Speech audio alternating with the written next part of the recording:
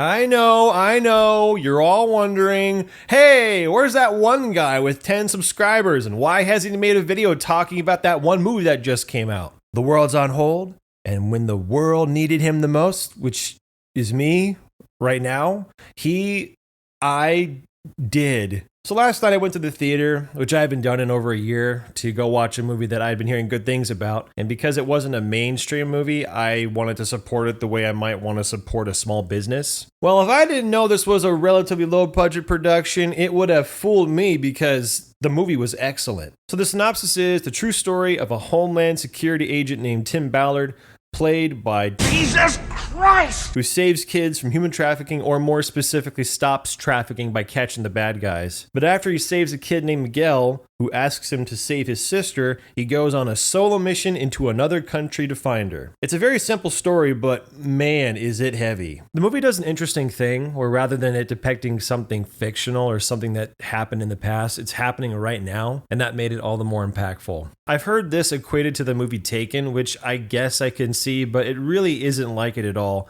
It's not an action movie. But if you like Taken, you might like this, but I would say it's more like Schindler's List in its raw emotional tone throughout. The movie does a lot of things right. It gives us something and someone to care about. It keeps raising the stakes while keeping it simple, and I was fully invested the whole way through, which is impressive considering, that the protagonist, Tim Ballard, will survive, because, well, he's alive. Jim Caviezel looks kind of old considering Tim Ballard would have been closer to 30 or 35 when this happened, but that's okay because if you can get Jesus Christ to play you say yes. I had never seen Jim Caviezel before this movie, and I gotta say, he does an excellent job. I thoroughly enjoyed his performance. He has a lot of angles to play, showing emotion and hiding it when it's necessary. It makes for great moments when he has to communicate on his face that he feels one way, but he has to show another, and it's great. I loved the character of Vampiro, though I had to look up his name. He was a great little comedic counterbalance that allowed for some small laughs to break up the jury tone,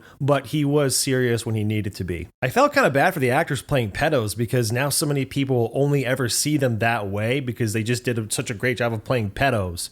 They look like pedos, but that's just because they acted like pedos.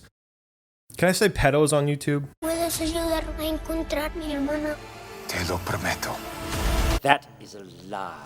I'm not spoiling the movie, except this right here is a lie. He does not promise to find his sister. It's just edited that way. My favorite part was actually the two sibling children. They were so good that I thought for sure they must have been siblings in real life because I believed them, not just opposite of the adults, but with each other. On that note, the worst part was the father of the siblings. He was the only thing that took me out of the movie because he barely emoted what he should have. There's one part when he should be yelling his child's name and screaming and being frantic, but he just seems more confused and inconvenienced. Him and the frequent use of crossfade transitions this movie used, geez, I get that they had to show time being elapsed, but you'd see like 5 crossfades in 10 seconds and that's just too much. Those are the only 2 complaints though, and they're small ones. Anyway, this movie was great. It was something hearing the audience react. That's always fun, but I wasn't keen on sitting next to a nice elderly couple that were tearing up at parts throughout the movie, but that's okay because they're not cynical assholes like me. I'm going to be buying this movie when it comes out and adding it to my collection, not so much because I want to see it again, but because it's a great thing worth having.